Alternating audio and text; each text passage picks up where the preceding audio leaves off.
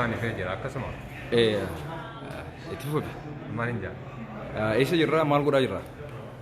Hordoftoota keenya assalaamu alaikum warahmatullahi wabarakatuh. Bakkitti argamnu kuni Oromoo communityidha. Akkuma agartan namoonni amma qophiidhaan qindoominaan qophaa'anii gargaarsa gartee maaliif akka guuru jiramee dura ta'an gartee Oromoo communityidha.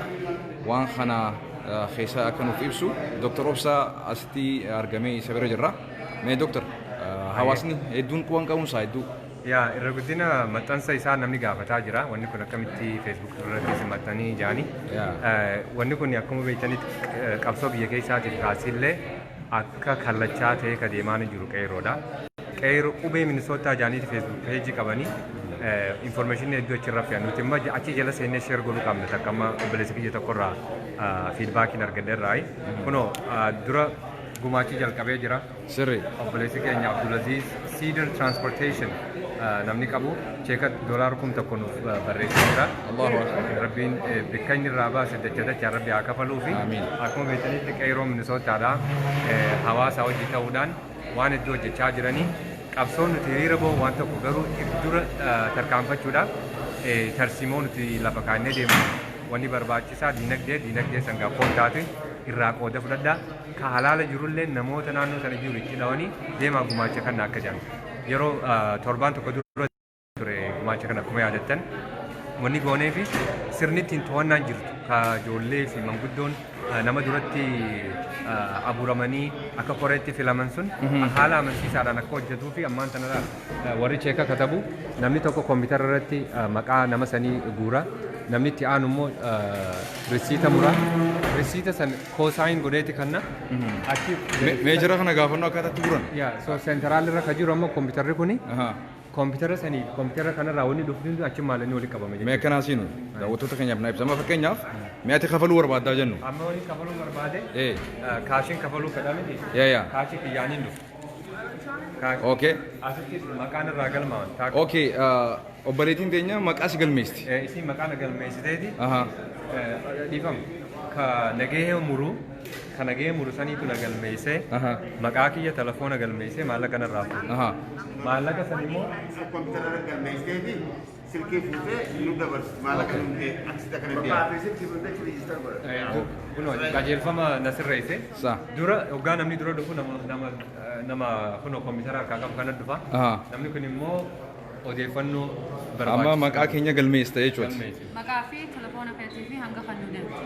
Horii hagam takka galmaa'uu qaba. Eenyutu kanneen galmaa'uu qaba. Achi booda warra nagahee murutichi dabarsanii.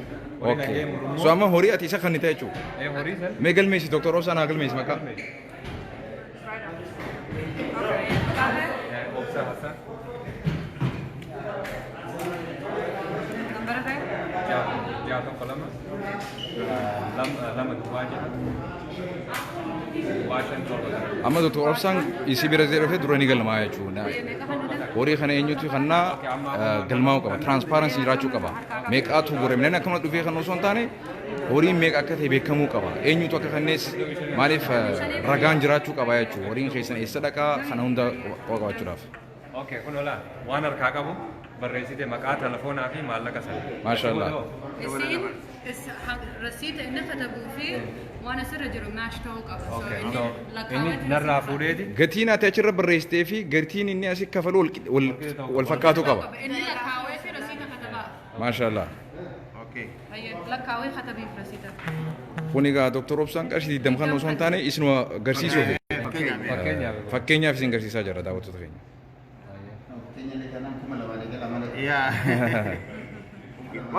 Okay. Gama sanaa muraa akkuma argitutti barreessu jira. Maallaqni kuni wali qabameeti nama biraati bira ta'a jechuudha. Amma dhaabni deemuufillee ni barreeffama. Asirratti Jirraa Foundation. Jirraa Foundation. Asirratti barreessina. Jirraa Foundation gurama. Maal Jirraa Foundation kana hawaasa keenyaaf ibsame? Jirraa Foundation jechuun akkuma beektu Oromoon hundi beekanii nama tokko nama deeme kana dhiisee deeme jecha Hacaaluuti. Hacaaluun wali jirraa. Yeroo takka nama ibsi. Maallaqa amma fuune jechuudha. Fuune. Eega fuune booda isintu fuudha maallaqa sana. Anaa fuudhee as kaaya.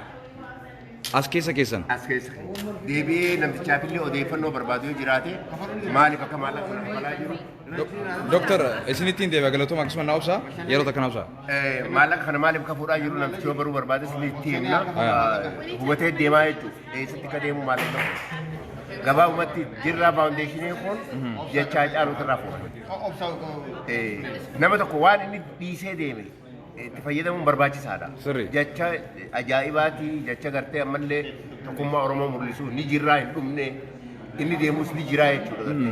Kanaaf mallattoo inni dhiisee deemee fi jirraa harkudhan. So horiin kun amma looyeraaf tahee waan asitti nu barbaachisu. Waan asii qabsoo tanaaf barbaachisu sadarkaa itti barbaachisutti akka namni qabsoo itti godhu bifa namni qabsoo itti godhu qabsoo itti godhu. Gaafiidha.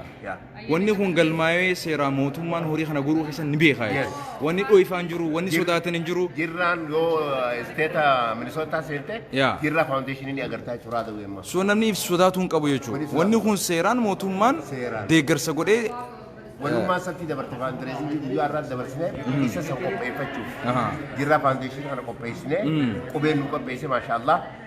Arra gammachuun nan qabu akka nama tokkootitti magaalaa sana keessatti warra rakkachaa ture ijoolleen tun maal nurraa dhaalu teessi ijoolleen nu harka baddee ijoolleen maarree taate oromummaa tanaa nurraa dhaalti amantii nurraa dhaalti odoo inni rakkannuuti namni tokko ugguu jirus nama fayyada yoo deemillee nama fayyada duutii hacaaluudha ijoolleellee gara oromummaa siyaamti qabsoo isaanii amma torbaan amma keessa jiru kan isaanii fudhatee liid godhu jira amma jirraa faawundeeshinii namni liid godhu qubee liid godhu jira akkasii beeku maallaqa dooneet goone risiitii teessaniif fayyaada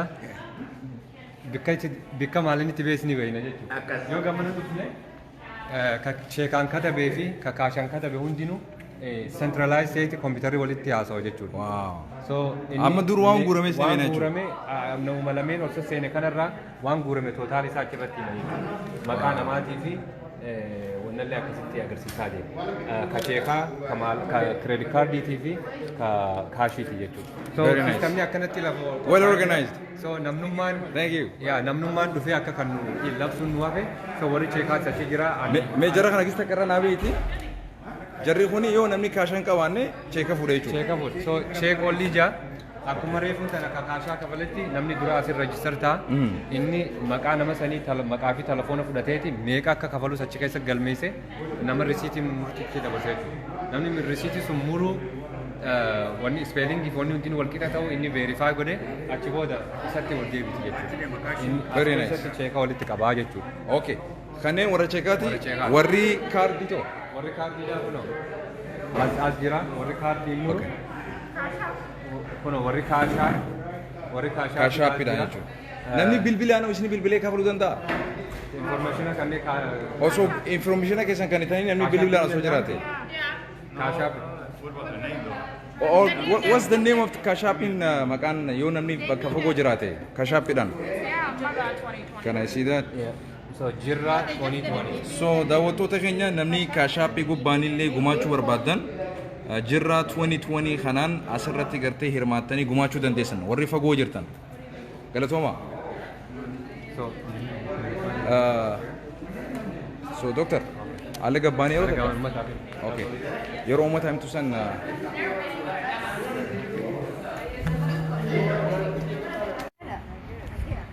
daawwattoota keenya akkuma agartanitti gaa namni hedduun as jira warra gumaachuuf as jiru kun hundinuu so akkuma agartanitti dubartiinis gara dhiiraatiinis amma asirraa namni tara taraan seenuu jira jechuu gumaachuudhaaf. Akka mooltanii muuxuuf jedhamu mooltanii geenyeemi. So warri Minisootaa bakka jirtanii haati koottaati waan qabdan gumaacha wanni kun waan sirnaan seera qabatee jiru. Deemisi miilaan deemne sun immoo kanuma afaaniin jirtu jennu qofa osoo hin ta'in lubbuudhaan ni jirra kajoo san garsiifnee turre kana isa qeeroon hiriira sana qopheessitee nu gammachiifte saniif kanaa fi bashannantuutu nu ergate gaa amma erguma isaanii dabarsaa arrabeetaa qeeroon nu deemaa jira nuti duubarra hanga dandeenyetti isaan kana tillisuufi qabna walii gallaan sanarratti.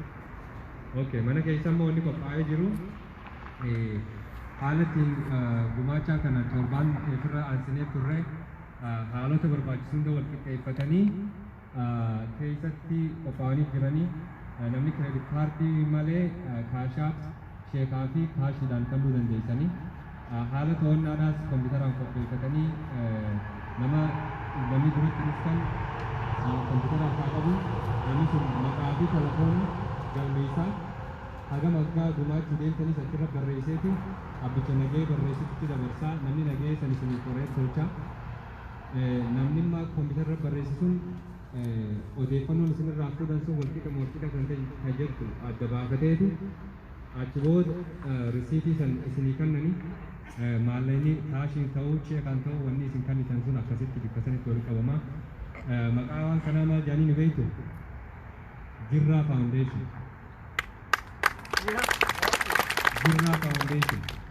So Jirraa Foundationiin akkaawuntiin banamee ijoolleen qabsoon teenya ta'a biyya keessaa utubamuudhaaf daasporaan akka dagalee guddaatti qopheessee tarkaanfachuu qaba.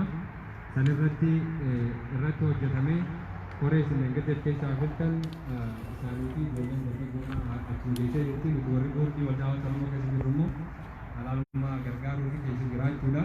Kanaafuu du'aayii manguddootti kajeellaan du'aayii manguddoo qabu har'aan kana guyyaatti keessa keenya qaqqabannu wal bira haa dhaabbannu yoo ammaaf erguma dabarsu waan ta'eef seennee waan san kafallee waggaa asitti deebi'u immoo qabsoon keenya haram deemnaa kaleessa akkam ture irraa jijjiiruu dandeenya. Asiin seenanii achiin akka baan ittiin gahu.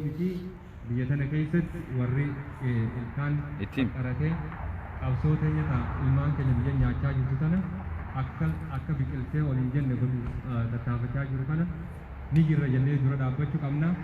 Dura dhaabbachuu qofaa miti amataa gadaa mootummaa dhufaa dabraa waa'ee jijjiiramaa waa'ee dimokiraasii dubbachuu osoo hin ta'in kun yoo kufee hoo maaltu itti aana Oromoon akkasitti illee yaadu qabu. We have to think biyyaan abiyyi maaliif akkama jirru kun yoo fudhatama ta'e wanni taasisa wal qabamuu fi jiru jechuudha.